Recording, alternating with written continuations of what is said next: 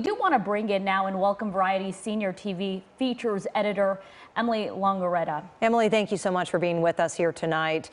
Just to start things off, I mean, a tragedy. You hear about Matthew Perry's death. Just your thoughts on that. Yeah, it's absolutely heartbreaking, guys, to hear about this. Of course, someone who impacted so many of us just through a television screen, someone who really created the sitcom and was such a big part of such a big show, but really became the character that felt like home for all of us. He was the one that everybody could really relate to, whether he was making you laugh or making you cry.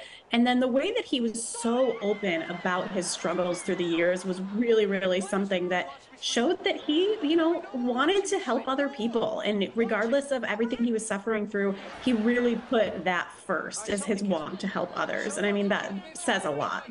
Yeah, Emily, I want to talk about some of those struggles because we spoke about Matthew Perry coming out with that memoir not long ago and just how detailed he was about what he went through when it came to addiction, opioid addiction. We know he almost died after a colon rupture. What can you tell us about what he says about his struggles in that memoir?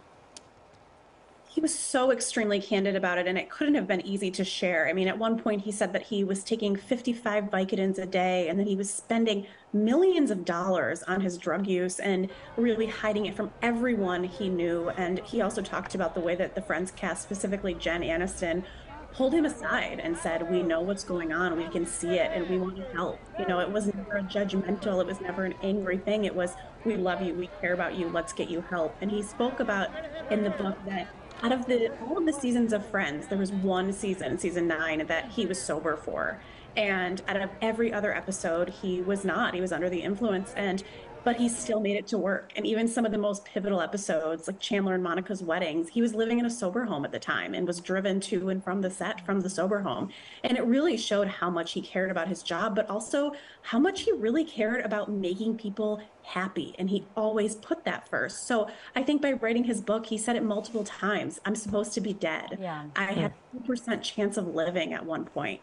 And there he was, still sharing his experience with the hope that it could just help one person who was struggling. Yep. Emily Longeretta, thank you so much for your insight tonight. Just such a heartbreaking thing. I know he called this a new chapter on his life, and of course, we will continue following this tonight. Thank you, Emily.